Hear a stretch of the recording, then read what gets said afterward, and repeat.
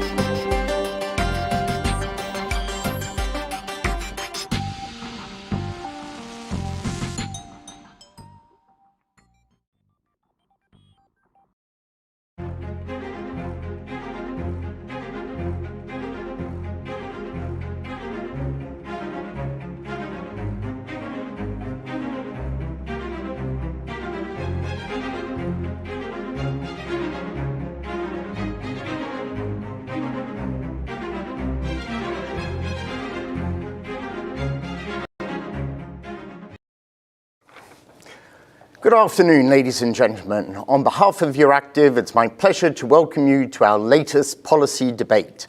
How can SMEs thrive post-pandemic in a digitalised world? And our event today is supported by Google. Once our speakers have given their opening statements, we'll turn to our panel discussion. And we do look forward to your questions. You can ask your questions via the Q&A function on the right-hand side of your page. We'd ask that you keep your questions short and also state your affiliation. And don't be shy to tweet. If you are going to tweet, we'd ask you to use the hashtag #EADebates, hashtag #EADebates.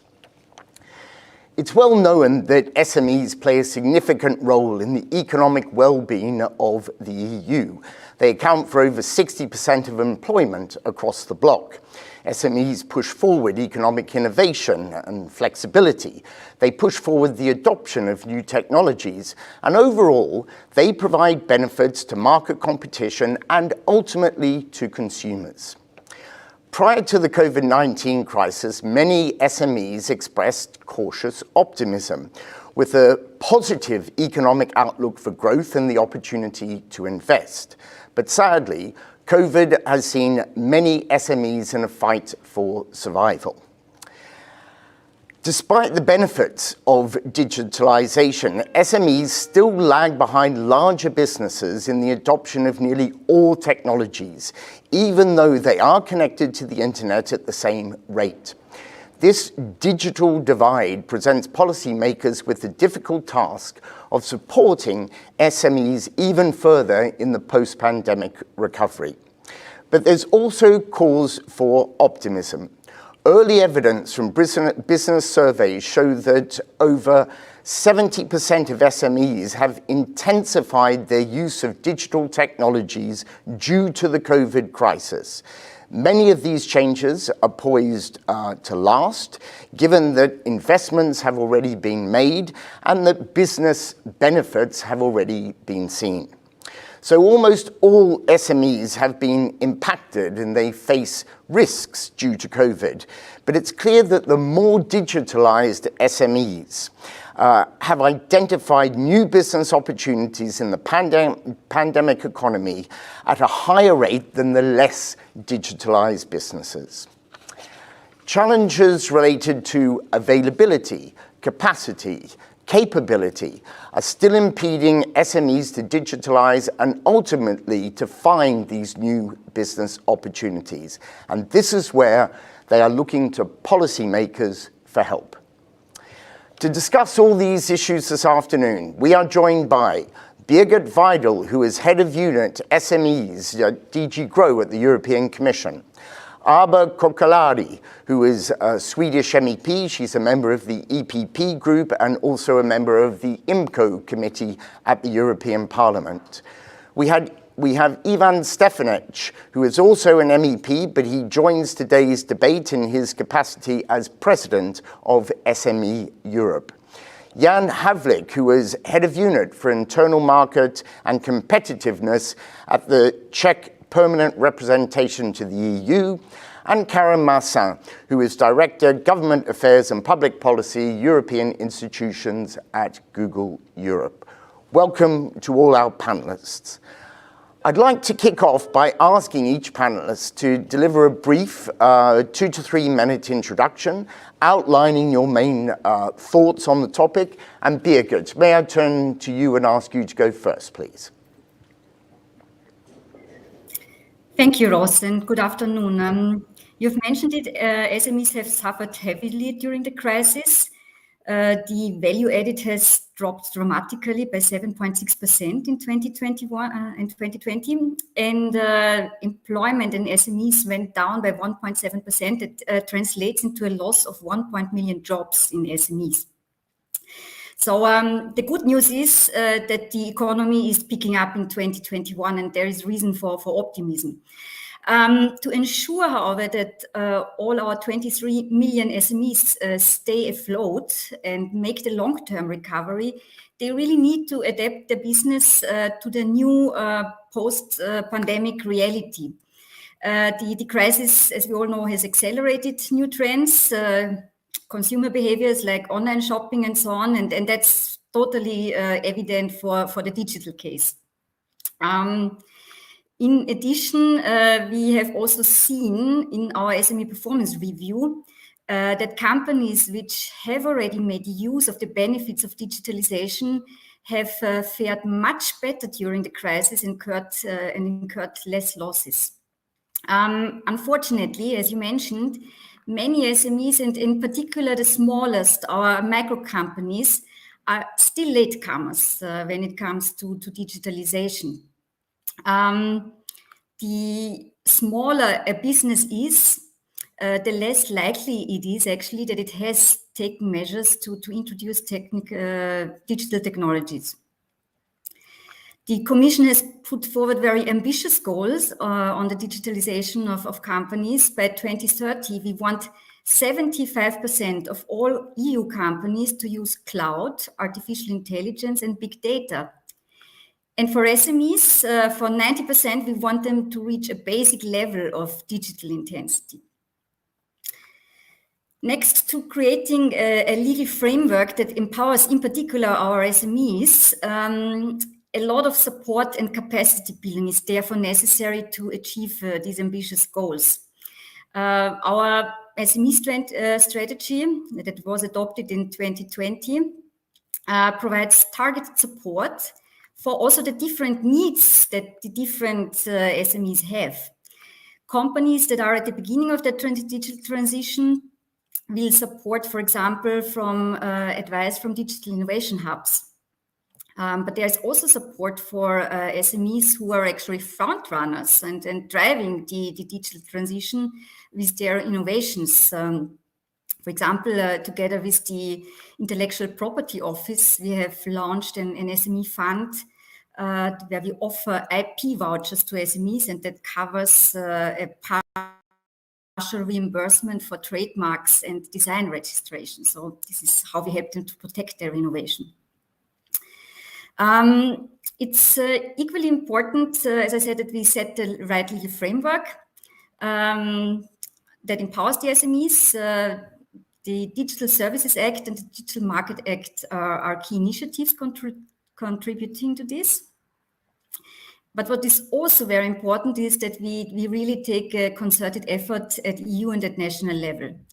And in the Commission, and especially in the SME unit, we are very pleased to see that the national resilience and recovery plans include numerous measures that will help SMEs in particular to digitalize. I will stop here, and I look forward to an interesting debate on this very rich topic. We'll certainly come back to some of the points that you raised in that opening statement, but certainly some ambitious plans to help SMEs grow in the coming years. Arba, may I turn to you now, please? Yes, thank you very much, Ross, and dear panelists and everyone listening at home or at work. It's a pleasure to be here, and I'm happy that you are focusing on how to boost the European SMEs, since the single market is the biggest success that we've had in the European Union, which have created jobs and prosperity and innovation to our continent. But we cannot continue to live on old merits, because the global competition out there is huge and massive, and Europe is lacking behind comparing to the United States and Asia and China.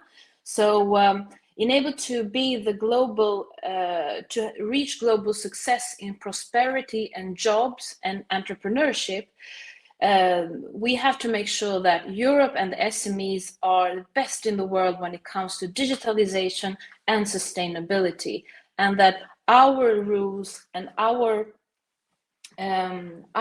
single market will set the global standards when it comes to those two topics. I'm the negotiator for the EPP for the well-known Digital Services Act, which are going to update the 20-year-old directive for e-commerce. And 20 years ago, the internet looked very different from today. We didn't have any social media, for example.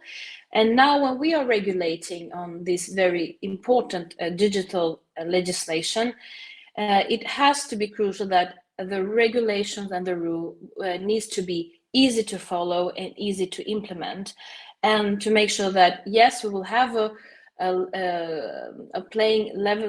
level playing field for the biggest actor, but also to make sure that the smallest and the SMEs are not drowned with bureaucracy and administrative burden, so that companies operating and developing in Europe can focus on their core business instead of bureaucracy. And one example I usually take is that the GDPR, which has a very good intention and is an important legislation for private data, but has become very, very difficult for SMEs to follow and implement. And I don't want us to repeat that way of regulating. So we need to have a regulation that is boosting the SMEs and having one set of rules on digital in Europe instead of 27 different, because that will increase our competition. We need, my party, we're driving also very hard to remove thousands bureaucratic rules that we have in the European Union. So when we regulate and create new rules, we also have to make sure that we remove old rules that are creating gold plating and bureaucracy. The other part is boosting the climate agenda. And for me, it's really crucial that when many European companies are working on sustainability, we need to make sure also that we remove tariffs and obstacles to and trade barriers to for green businesses. For example, it's really unfortunate that we have European tariffs on low emission products such as electric vehicles that are making sustainable technology less competitive. So more green trade, and last but not least, enable to make digitalization and sustainability come true, we need to have fossil-free energy and boost the electrification. And without continuing with dependence of coal and Russian gas. So electrification will be huge and very important for this transition. Thank you, Abram. We'll certainly come back to how policy can enable European SMEs to be the best in the world, as you say. Ivan, your initial thoughts, please.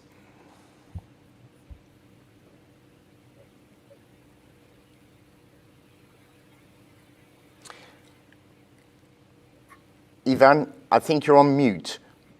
Would you unmute, please? Or initial comments, please. Thank you very much, Ross, and good afternoon to everyone. It's good to see some familiar faces at the panel, and also thanks to everyone who has joined.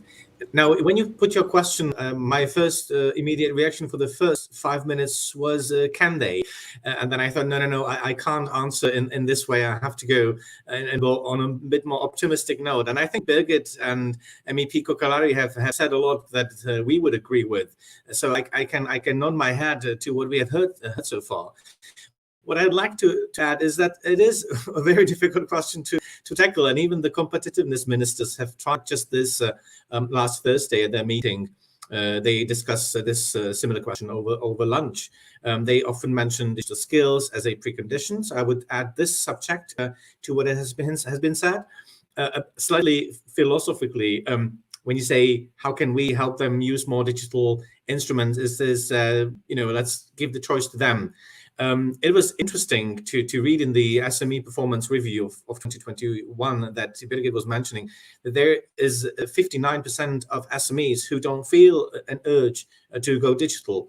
Now, this, of course, that is slightly alarming. And the way we think is to go forward is to just show them very practical and very clear examples of how to expand their business or improve their business through very concrete things. Because if I take the Czech case, we are sort of a e-shop superpower. There is a 10 million population in the Czech Republic, and we have 42,000 e-shops in our country. Now, most of these e-shops are run by a single person, a family, or a very, very small business, and they are just on the day-to-day. They don't feel they have the time to go for courses or online courses or develop their own web page. But if we show them very good examples of how other SMEs have managed to get richer or more successful, or whatever positive example we can show them in practical terms, we think this might help. There was a survey among Czech online businesses recently carried out by the Confederation of Industry, which found that the businesses find the GDPR as the most burdensome EU activity of all. And now, I don't want to discuss that at all, and not today. But if the GDPR is taken as a burden on the SMEs, let them wait for the DSA, which has been mentioned. It has potential. I hope it doesn't end up there, but it has potential to add a lot more administrative burden. So, just like MEP Kokalari was saying, the legislation we think the way to help SMEs strive is to make it understandable by the SMEs, to know what they're doing. And this way, this can bring them forward. What I would also like to add, just two last things to the discussion, is state aid in COVID terms. For the Czech Republic, it's a bit of a difficult subject because on the one hand, we are helping the SMEs. On the other hand, we might be distorting the single market. So we need to do this. We need to do this right, but we understand why there is a need. And I'll end up here. Look forward. Thank you. Okay. Yes, thank you, Jan. And Ivan, we have fixed the sound issue now, so we're waiting to hear your initial comments, please. Thank you very much, Ross. I hope everything is okay. So really good afternoon, everybody. I'm pleased to be with you and to discuss such important topic as the situation of SMEs. It's the matter of fact that SMEs suffered companies because actually they didn't have sufficient reserve. In SMEs Europe, basically, we made the EU survey on SMEs, major challenges and how we can help them. And there are three main outcomes. Firstly, they need to improve the access to capital. Secondly, they need to have less bureaucracy. Thirdly, they need to improve access to data. So that's what we have to do. Basically, those issues were addressed by small and medium entrepreneurs. It's very clear that SMEs need to become more digital if they want to remain competitive and sustainable. And during pandemic, it was very clear that many SMEs changed procedures, changed also the way how to approach customers. They changed supply chain. So everything is more digital for SMEs. Therefore, the legislative approach is very critical. As my dear colleague Arba Kokalari has mentioned, the DSA legislation will be crucial for them to simplify current situation. All the legislative changes must be simple, predictable, and also stable. I think stability is very, very important for small and medium entrepreneurs.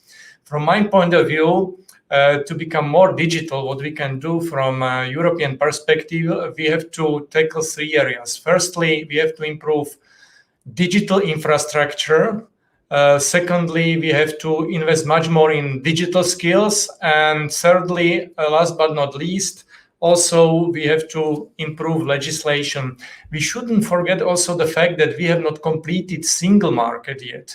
Particularly in area of services, it's still the obstacle for many small and medium entrepreneurs to do their business on our European single market. We have to complete single market, particularly in the area of services, for example, delivery services.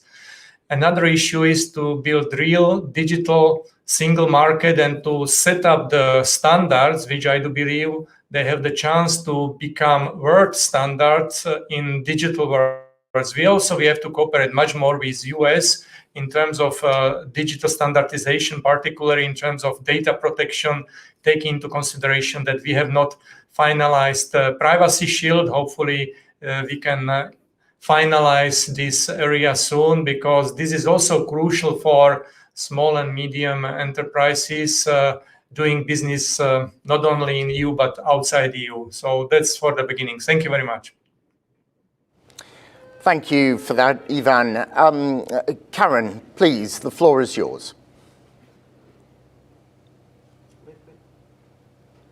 And I hope next year we can actually have these discussions face-to-face one day. It's been extraordinary times, and people and businesses have been asking more from technology and technology companies, rightfully. As many of us unfortunately face further lockdown across Europe at the moment, it's important to note that for many businesses, digital tools have actually been a lifeline during lockdown. And also for all of us, to help us to work, to also connect with our families and get the latest public health information. The DSA and the DMA as well are important for the digital future of Europe.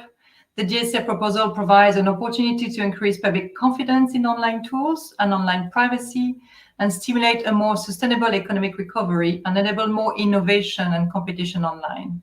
It helps to harmonize the online rules in the EU, which, as MEP Kokalari has said, are about 20 years old, and that ultimately going to contribute to the competitiveness of the digital single market for us and for SMEs.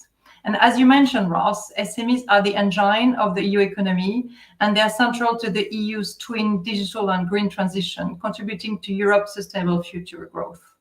They are a source of creativity, innovation, and job creation. And as discussions are hitting a very critical moment on DSA, I think it's vital that we discuss and see how the new regulations are going to impact the innovation dynamics. Notably, SMEs and consumers should be put at the heart of the ongoing and future legislative discussions. There is a need for a regulatory framework that provides greater clarity on the responsibility of digital platforms, promotes consumer choice online, and encourages business customers to make more use of the internet to the benefit of the European economy at large. We feel it is about clear, sensible regulation with robust safeguards. I think it's fair to say that digital tools have been a vital catalyst for the economic recovery that must come after COVID-19. And in rewriting the rules that govern the internet, the EU has an opportunity to rebuild the foundations and set global standards so that everybody can thrive online and consumers can benefit from wide choices at lower prices. I think there are some commentators who suggest that some of the proposals would prevent global technology companies like us from building innovative digital tools, and that will help European businesses as we emerge from the pandemic. We feel it would be a bit of a missed opportunity for Europe, as we need to work together to build a post-COVID future. I think I just wanted to provide a few examples about, how digital technology has been crucial in helping manage the effects of COVID.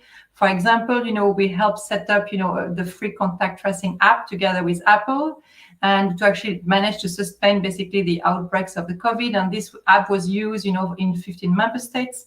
And also another example, which I find actually quite interesting, is that at the beginning of the pandemic, there is more than 1 million businesses that actually posted some updates on COVID to say when they were open, when they were closed, when you could pick up some goods, or actually if you could get online delivery.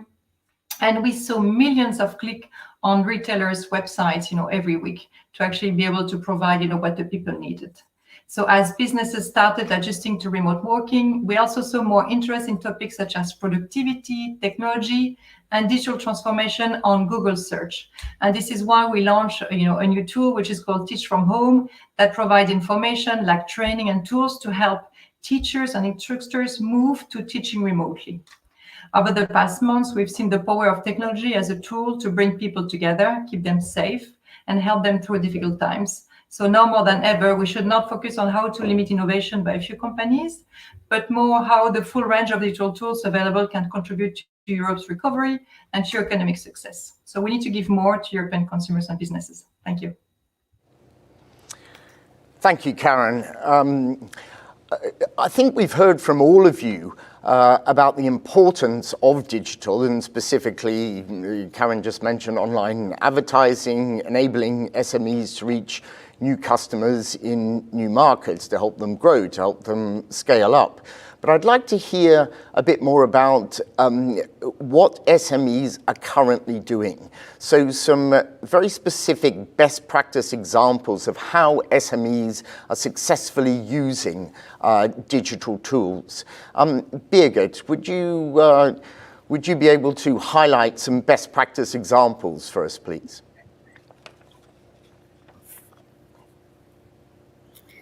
Yes, I may have a best practice example. I think it depends very much in which area you are active, and digitalization means something different for all the different types of SMEs.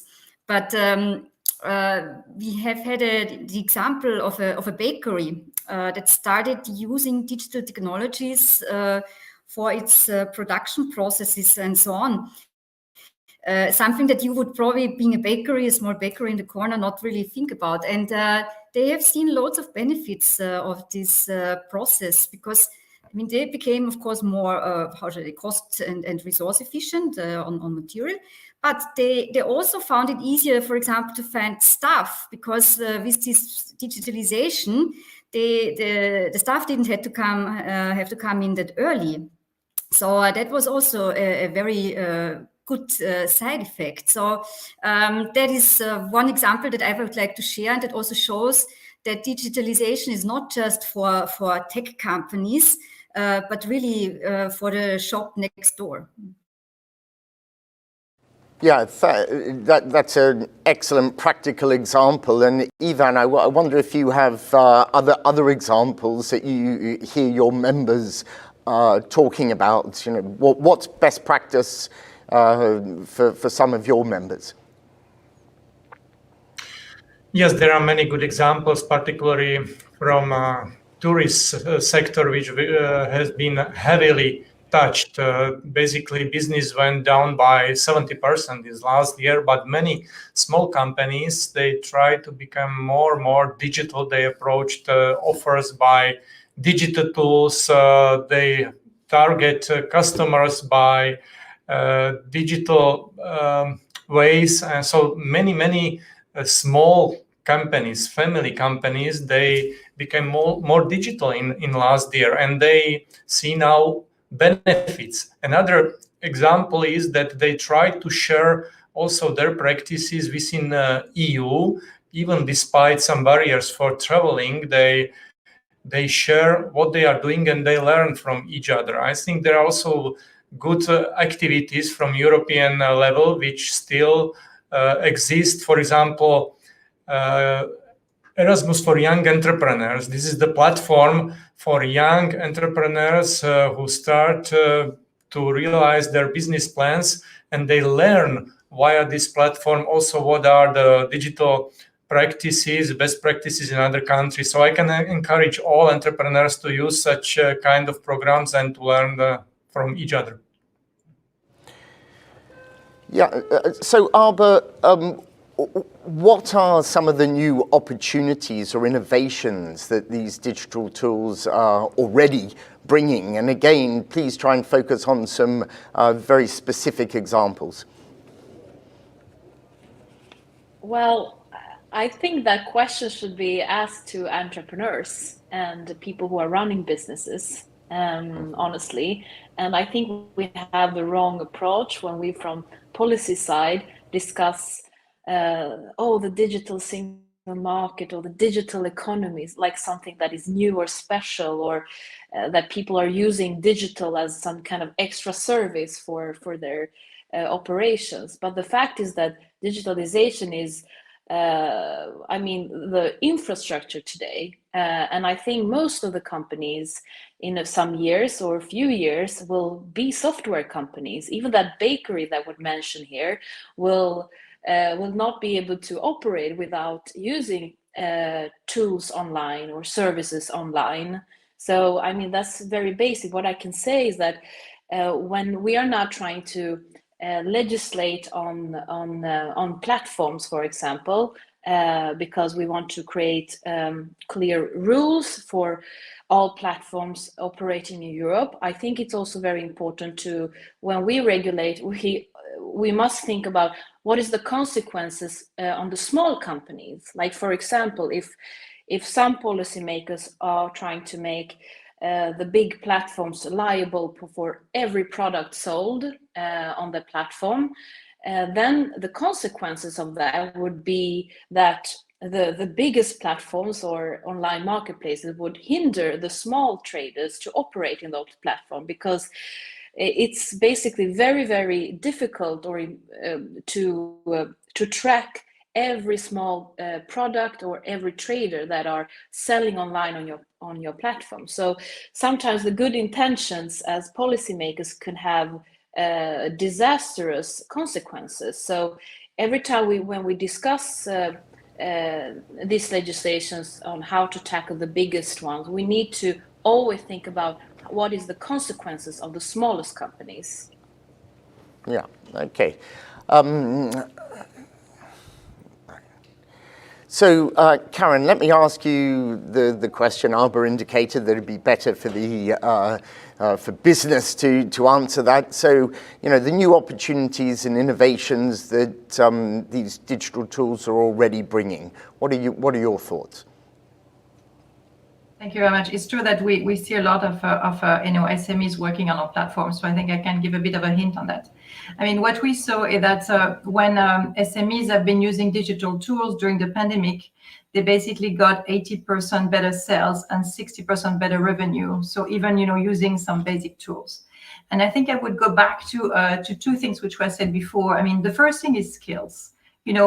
It's okay, we provide the right tools, but the SMEs need to know to be able to about how to use them. And we saw on research that about 22% of the SMEs are actually lacking the capacity and the skills about how to do that. And that's why it's important to help them, and to help them, as you say, spend the time and spend the efforts to move towards these tools. And the other thing which is needed is finance. And sometimes they lack financial resources, to go digital, to take the time to hire the right person to do it. And it's important to do it. I mean, in our company, of course, because we got a certain scale, we can actually do that. So we've been already training, since 2015, about 18 million people about how to do this training, how to work, on these tools. We also partner with the Commission Pact for Skills, so we could provide actually some of these trainings for the next generation skills for people, so that they could actually come and develop, this capacity across society. And we also provide some local support, like in Etterbeek or in Mons. We really try to partner with companies, so be able, for them to to get the tools, and also, you know, to be supported, as we're saying, with the right policies are like the most important parts. So there are clearly many opportunities that exist. So the question that I raise is, why aren't all SMEs using digital tools to grow their business? And there's quite a surprising statistic that approximately 30% of SMEs don't currently have websites. Now that does include all the micro businesses as well. But why is this? Karen, you just mentioned some of the difficulties and barriers, but is it more about, is it a problem of availability, of capacity, of capability? You know, what are the main barriers, whether they're short-term barriers or longer-term structural barriers, and how do we overcome them? Birgit, what's your thought on the barriers here? I think it's a mix of different things, but I mean, Jan has mentioned this shocking figure that 59% of companies that haven't yet done anything substantial to digitalize, they think it's not necessary. They don't see the added value. They even think it's not compatible with their business model. So I think it starts, the very starting point is this very difficult awareness raising. And it's true, we shouldn't teach companies about how good is artificial intelligence, so on and so on. What they need is a kind of very concrete advice. How can digital, and they don't have to understand this technology, how can it make my business more efficient, more productive, and so on. So this is, I think, the first step that is needed. It's certainly also a generation issue, I would say. We definitely see, of course, that the youngsters are much more at ease with dealing with digital skills. So it's about to see how can young staff, for example, bring new ideas into companies, but it's also important that we offer these learning possibilities for managers, that they really see this. So and yeah, then I mean, there are also the regulatory barriers. I agree, e-commerce is not always the easiest, or the rules then attached to it. And of course, then there are also investments to be taken. Sometimes there's an insecurity. What are the right standards? We don't always have the right standards. So companies are a bit hesitant for which technology to go, because they want to see where's the rest of the market going. So it's quite a mix of different things. Yeah, and how do you perceive this in your country? What are the barriers that you see? Thank you, Rose. Well, we have mentioned the single market here. It was mentioned by MEP Kokalari. That's, of course, a crucial thing for a country like Czech Republic, which gets 65% of our GDP is from exports. You know, that's why we are absolutely dependent on the internal market. And if you get me started on the barriers on the single market, we would be here for a long time. So, but let me perhaps turn it the other way around. The offer that we give our SMEs in terms of the tools we give them to help them go cross-border, the instruments on the single market. We have some excellent instruments. We have the points of single contact. We have the product contact points. We have the Solve It to solve problems. We are creating the single-digit gateway.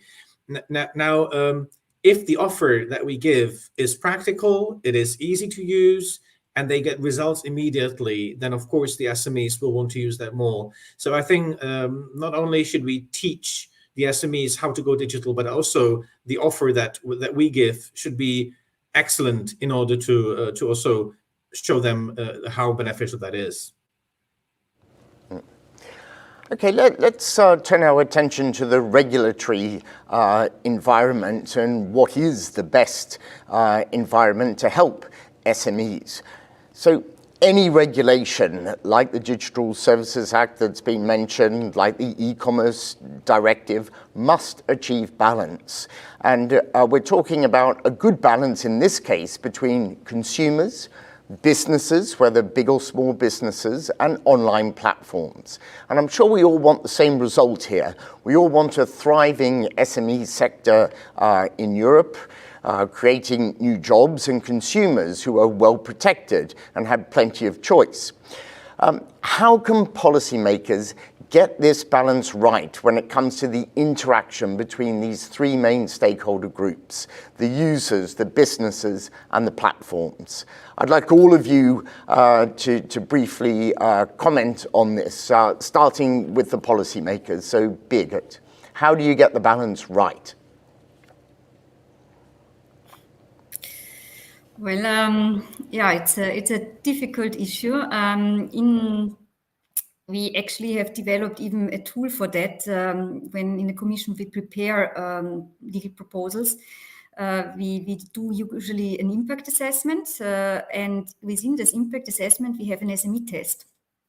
So we really ask the colleagues who work and prepare an initiative to not look globally at how a proposal would affect the big, the complete range of companies, but also to look what does it mean for micro SME, micro companies, what does it mean for small companies, and then if you compare, is the impact disproportionate, then you should think about some mitigating measures. To get the balance right, I mean, of course, there are always legitimate interests why we are legislating. It's not because people in Brussels are bored in the institutions. Sometimes I have the feeling that there is a tendency that we always try to regulate on the few black sheep, and thereby we punish the vast, how should I say, majority of companies who are actually doing things right. But yes, it's a difficult balance to achieve. I think you really have to perform always a clear risk assessment. Where is the risk coming from? And are the tools that you are using, that you're imposing, in particular administrative burden, which is about reporting. So not just complying with essential requirements, but reporting, filling in forms, and so on. Is this really appropriate for the impact that for the effect that we want to achieve with this? Okay, thanks for that, Birgit. Arba, getting the balance right between users, businesses, platforms. What are your thoughts on that? Well, this is the most important thing that we are discussing, how to create that balance. In one hand, to make sure that we have freedom of speech online, on the other hand, to make sure that the consumers and users are protected online, and on the third hand, to make sure that we have a playing level field and to make sure that SMEs and competition are growing. So this is what we are trying to balance all the time. That's why it's not that easy to make these legislations. But I totally agree with Birgit, who's saying that in every way we need to have impact assessments, because honestly, politicians are not CEOs or project managers in a company or product managers. We are politicians because we are represented by the citizens, and we need to have different perspectives to us to understand where we should put the right balance to sort of improve all of these interests. But concretely, there has to be legal certainty for SMEs, clear guidelines on how to implement a law. We need to have maximum harmonization so that SMEs can know that there are one set of rules when I operate in the European market and not 27 different, or that countries are implementing the rules differently, and that the rules are technology neutral, so that they're not made for Google or Facebook, but they are made for also the upcoming and future companies and services that are created online. So and the last one, as I said, to make sure that we do not have trickle-down effects. But I think that's why impact assessments are so important. Okay, Ivan, your thoughts, impact assessments also important in the process? Oh, definitely, yes. Impact assessment is very important, but I think what is important, it is continuous dialogue. This is not only about one file, even very important one, which will regulate the environment for decade or two. But I think it is about continuous dialogue between legislators and businesses and consumers as well. So we have to take into consideration that all the legislative changes which we are working on must simplify the procedure. So we have to fight for simplification, for transparency, for predictability. So it must be clear. Particularly, this is very, very important for small and medium businesses, that legislation is transparent, because very often this is the most important obstacle for doing business. Just that small businesses, they do not understand the legislative changes, or even it's very, very difficult. So I do believe this is about simplification, transparency, but this is about continuous dialogue between businesses, platforms, and users. And legislators must also be engaged in this open dialogue with digital services providers, also to understand that technological advancements, they are playing very important role, and also they have to ensure that our regulatory environment can adapt new technologies so that citizens and wider society can benefit. So we should not put via regulation some new barriers for potential innovations. Thank you. Yeah, so we're getting some common themes from everyone here: simplification, transparency. Jan, your thoughts on this, please. Thank you, Ross. I've done a lot of nodding during the last three speakers. I've agreed to all they were saying, especially on the trickle-down effect. I think this is the biggest risk we have in the DSA that's coming. It might just be the fact that we think we are regulating the big players, but in fact we'll be putting all these obligations on the small players. So there's all agreement. I would just repeat what everyone else has said. I will not do that, but it's total agreement on our side. Okay, and Karen, best regulatory environment to help SMEs, where do you think the right balance can be struck? Exactly. I also think, a lot has been said, but I think I would reinforce the legal certainty for businesses. And this is not just actually for the big or the small ones, for everybody, because we need to create a unified framework across Europe. Actually, that's why we're trying to do the DSA, and we're trying to create a market so that we have one unified market across the 27. So we need to develop some clear, consistent rules, and also allow for the flexibility to innovate, because technology is going so fast in terms of the development. We need to make sure the regulation is not stiffing things up, but actually allow for the next generations of developments. And I think I'll take the DSA as an example, and I think it's been said already, it's not just focusing on how the regulation is going to affect the platforms, but also going to affect the users, the smaller businesses which are using these platforms. And so we have things like the risk of overblocking of the user content, or the risk of extraterritorial order against illegal content. So we have strong incentive to address the concerns being raised. And we think actually passing this legislation is going to address these concerns in a harmonized way across Europe. Okay, so DSA has come up quite a lot in the last section. We're not going to dwell on the DSA, but I do want to ask a specific question about it. It is, of course, due to be finalized and adopted under the French presidency early next year. It's designed to do many things, but looking just at SMEs, how is it specifically going to help them grow? And Karen just mentioned some unintended consequences. Do you also see unintended consequences for SMEs resulting from the DSA? Arba.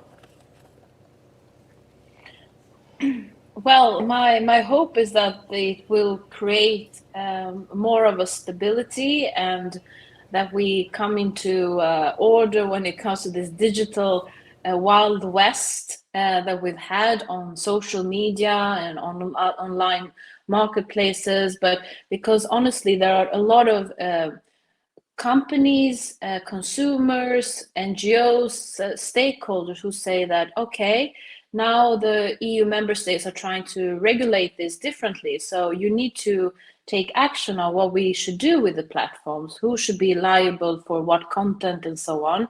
So I would say there has been a lot of unity on many stakeholders, because it has to be clear that, for example, if you sell online your products, and we have companies from third countries who are selling their products into the European market without complying with European regulation on chemicals, on environment and so on, then the European companies who are selling and complying with all the rules that we have in the internal market, the competition is broken then if somebody else comes in and sells stuff that are not complied with. So this is one thing I hope, that there has to be more responsibility for online marketplaces to understand who is selling on their platforms, that platforms who come from a third country needs to have to comply also with the rules within the Europe. So I think it will become better for the SMEs who are operating in e-commerce, and I think it's going to also set clear rules for social media companies and others who are running platforms on how should I handle content, and which are the clear rules. And I think for SMEs and all companies, they want predictability, to know which are the rules, and that they are long-term and they are certain. Okay, so predictability, stability, clarity. Ivan, what are your thoughts on how the DSA is really going to help SMEs grow?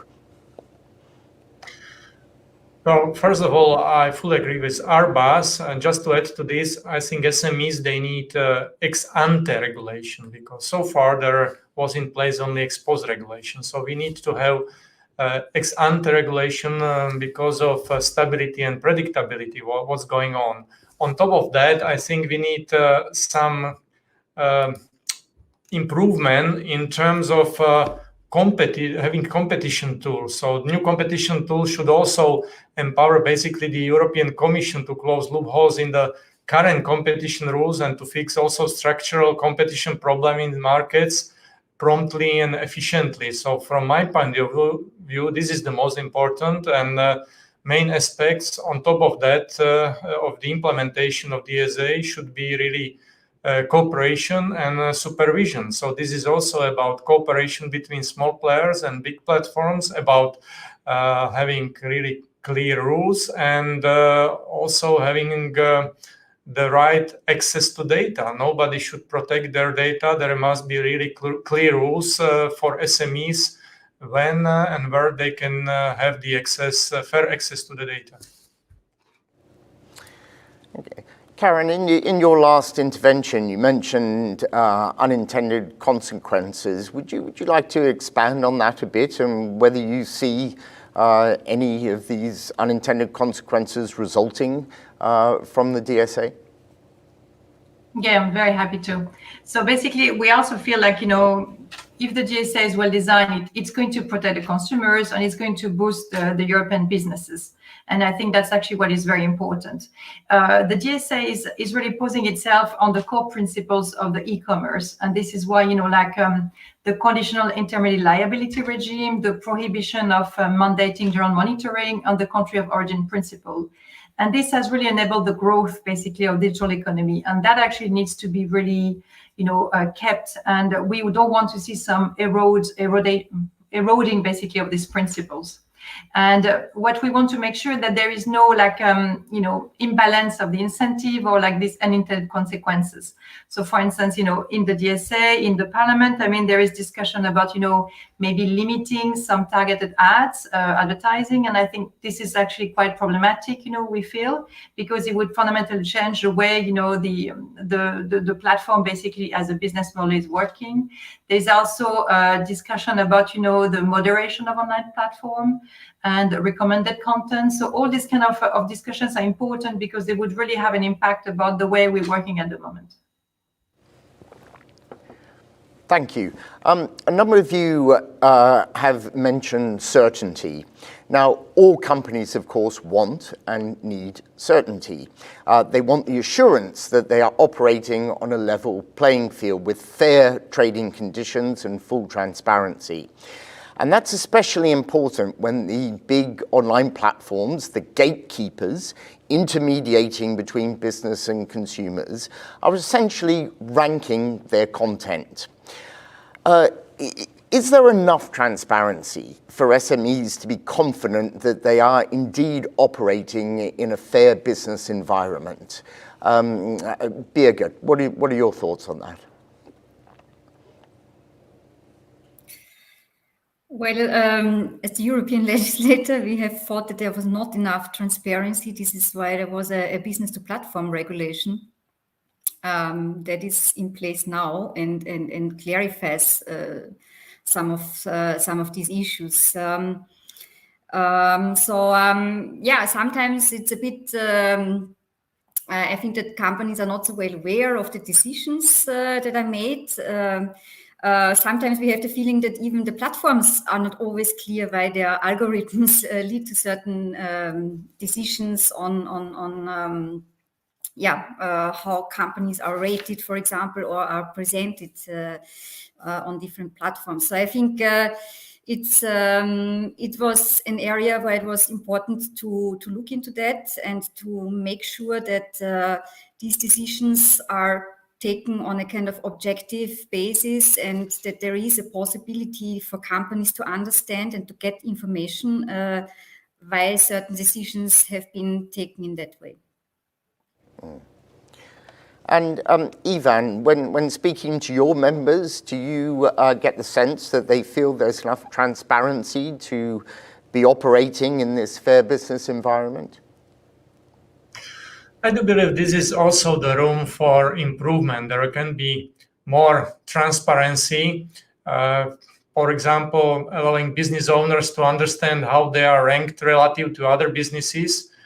So it can be potentially a positive step, particularly if information is used to find new markets.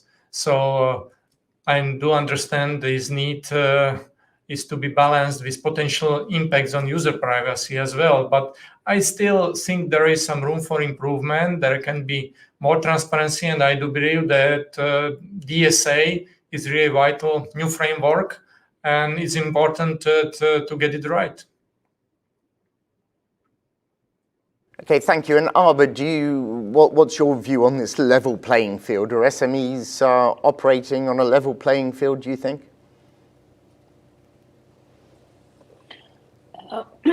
Well, I hope so, and that's my ambition, that we should have fair competition, easier to compete, and I think that's also the reason why we've had such a big discussion on both Digital Services Act, but also about the Digital Markets Act, which we had a vote on last week. And because there are clearly a lot of companies who believe that the competition has not been fair, and that we've had the biggest tech companies being more like a gatekeepers, only promoting their own services. And the competition rule that we've had in the EU has not been enough to ensure that level playing field. So I think that these two packages of legislation will create a better business environment in Europe, but we also have to be cautious to make sure that they don't have an bad intent or an unpredicted consequence for the SMEs. Yeah, I'd like Karen to come in on this, because there's been some comments about the big online platforms in the last few minutes. And of course, SMEs and startups, they are dependent on the large platforms' terms and conditions as to how their content is ranked and advertised, and how their communication channels through platforms are moderated. Don't have access to data related to their consumers that stems from activity on a gatekeeper platform. But if they did have that access, had access to that data, it would give them the tools to refine and adapt their marketing strategies. And we know that gatekeepers are necessary to access the European internal market. They act as an important gateway for business users to reach their customers. And there's no doubt that they help SMEs in this respect. But Karen, do you ever feel that the big platforms are somehow hindering SMEs in other ways?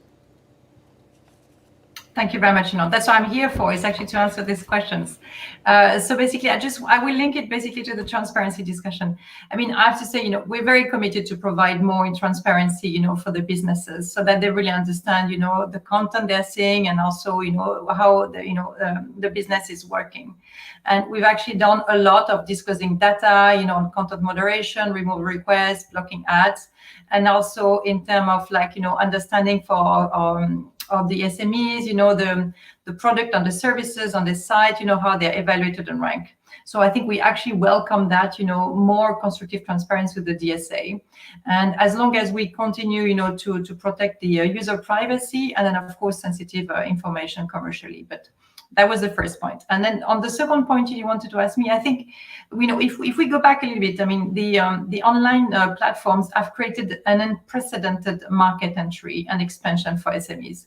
And I think it's interesting to say, because, before, an SME would not have advertised basically in the FT or in Le Monde, so basically it has created a much bigger market. They've got the capacity to go, exponentially to reach new customers, to actually go into new markets. It has reduced their cost, but of course, we also need to make sure that it goes into the right way. And I think, it has also created real value for the consumers. And, like for instance, if you go on Google, you search for something in the SMEs where there is no website, you actually can get a lot of a panel with a lot of information. So I buy a lot of things locally, and for me, this is really helpful to know when the shop is open, if I can actually phone them directly, through the platform. So these kind of things are very, very, very important, and I think very helpful.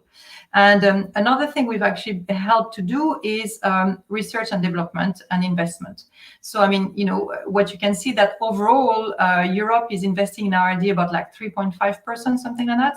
And companies like us have actually brought a lot of investment and innovation, and to actually help thrive that. So I think I don't see that, one against each other, but actually working together to make sure that there is benefit for everybody. Okay, thank you, Karen. I've got a few questions that have come in on the platform, so I'll turn to those now. And the first one is actually to Arba.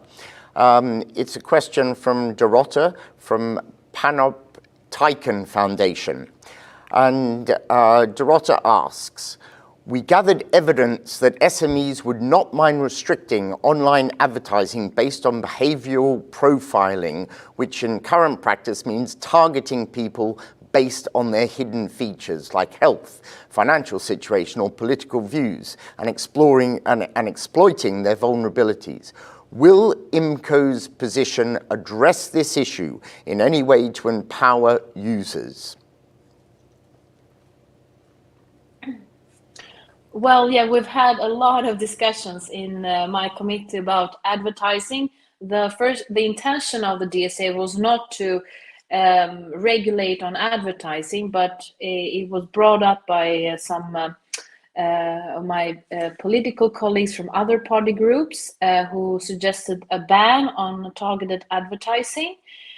Since we had a discussion about transparency, and for me and for my party group, EPP, transparency is very important. Yes, we want to make sure that consumers and users online can understand why they get specific ads, that they can, if they don't want it, they can choose. So strengthening the consumer and the user power is, of course, very important. And on that, we want to also make it easier for users to complain when content are removed, and to have more explanation why it's removed and so on. But transparency doesn't mean that we need to ban advertising. And I mean, most of advertising today, 2021, is online. And the crucial way for a small company or an entrepreneur or any company to reach their customers is to use more of targeted advertising. So, I mean, I think also as a consumer, you can be very annoyed when you get ads that is totally irrelevant for you. So by banning targeted advertising, you practically ban most of advertising online, or advertising at all. And that's something that I cannot accept. But I'm totally in favor to increase transparency on how data is used, and to strengthen the user power on that. Ivan, I'd like to get your thoughts on this as well. You know, Arba has just explained why advertising should in no way be banned, perhaps even targeted advertising. Now, it can actually be argued that consumers are getting a pretty good deal. A lot of the services that they previously paid for are now free. So what's wrong with a big platform offering free services and that platform deciding what business model they want to pursue or even impose on others, like targeted ads? What do you think? Well, I have a similar view as Arba presented. I do believe that consumers today, they have really access to an unrivaled selection of services online, and targeted ads really can provide value not only for businesses but also for consumers, as well as there is also full transparency how data is collected and how this allows consumer to benefit from a free and personalized internet. So we have really many SMEs, and the number is rising, reaching new customers. So really restricting or banning targeted ads would introduce a major obstacle to growing their customer base in a really cost-effective and efficient manner. And I do believe that the DSA or has been prepared just to update Europe's horizontal digital rules and not to introduce sector-specific measures such as online advertising restrictions. So I do believe that we should keep targeted ads as important point for SMEs and for customers as well. Okay, now I've mentioned targeted ads. I see that Birgit, Jan and Karen all want to comment on that. So let's start with Birgit, briefly if you may.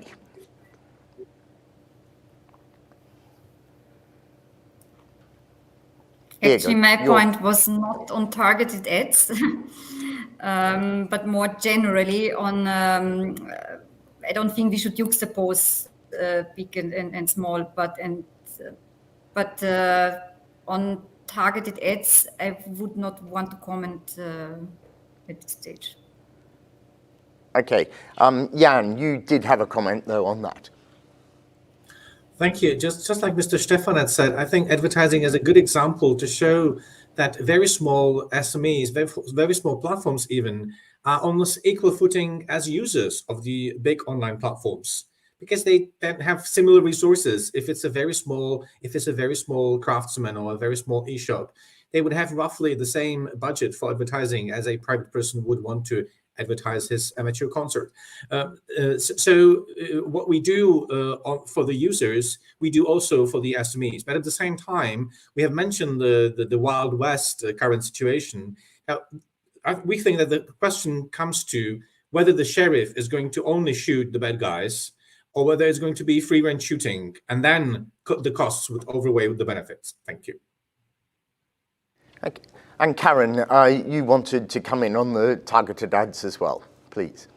Thank you. Yes, I mean, I just wanted to make 2-3 points. I mean, like MEP Stefanek was saying, I mean, I think there is, the DSA purpose is more to talk about, content moderation, is to talk about, platform liability. So I think, putting everything on the DSA maybe doesn't make sense. I mean, there are other legislation coming. There are many coming, and there are some on ads which are going to be like addressing political ads, which is one of part of the question, talking about, and other parts talking about ads. So I think we should try not to put everything into the DSA, because otherwise we will never close that discussion. The other thing I wanted to add as well is that there are a lot of things coming in terms of innovation, and we have things that we call, privacy preserving technologies, which together with AI allows us to basically create a kind of group of people without actually having very much data at all. And that's actually new technology coming up, which are going to really preserve privacy and still allow basically for somewhat targeted ads. And that kind of things, there is no need to ban ads, because a lot of things are coming up into that direction. And the third thing I wanted to say that as a user, I'm doing my Christmas shopping. I'm very happy, someone is giving me recommendations, for what should be my toys for the kids. And I find it very helpful.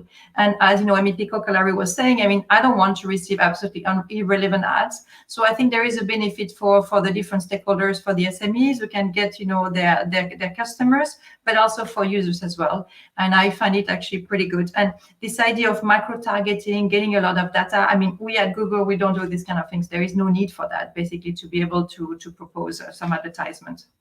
And the last bit I wanted to say is that targeted ads also has a huge impact for the publishers, and that it allows basically to sponsor quality journalism. And I think we should not forget that it actually impacts the whole chain, basically, of the industry. Okay, Birgit, I think you actually wanted to come in on this relationship between gatekeepers and SMEs. So please do that. But I will also ask another question that's come in from George Florin Staiku. And he asks, what is the Commission and Parliament strategy and short, medium-term strategy and action plans to support the SMEs to successfully cope with the impact of ESG and the need for inclusive finance and AI digitalisation?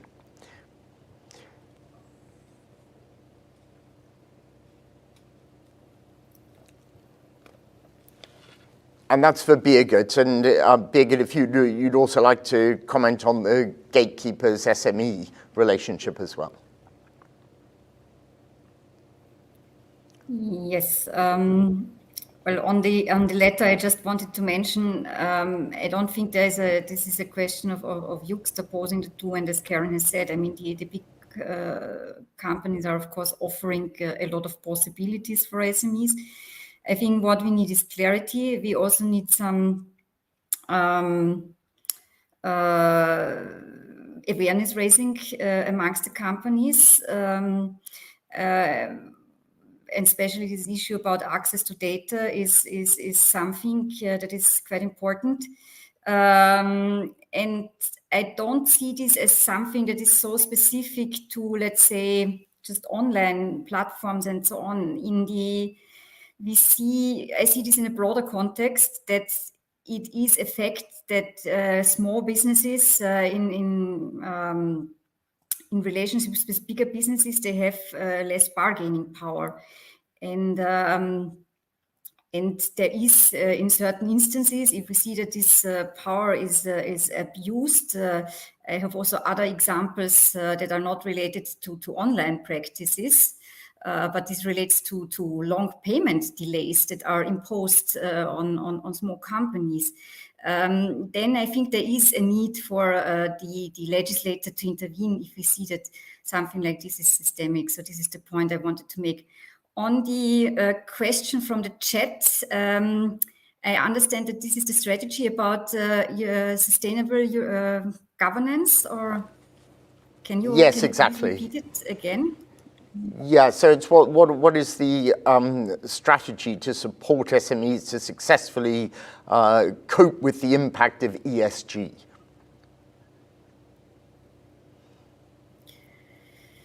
Well, of course, this is going to be, I think, a major challenge for companies because, the Green Deal will come with a lot of reporting obligations, diligence obligations, disclosure obligations. There are currently a lot of proposals in the pipeline.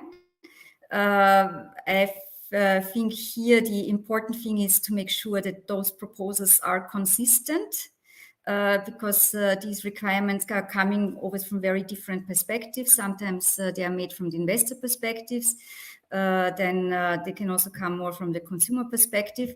I think what is important for the small businesses that we have consistency, that for them they don't have to deal with different obligations on similar issues, and that we try to use the synergies as much as possible. Okay, well, thank you, Birgit. We've sadly come to the end of today's debate. We could go on for a lot longer, but we have heard today that the future of the global economy will have everything to do with digitalisation.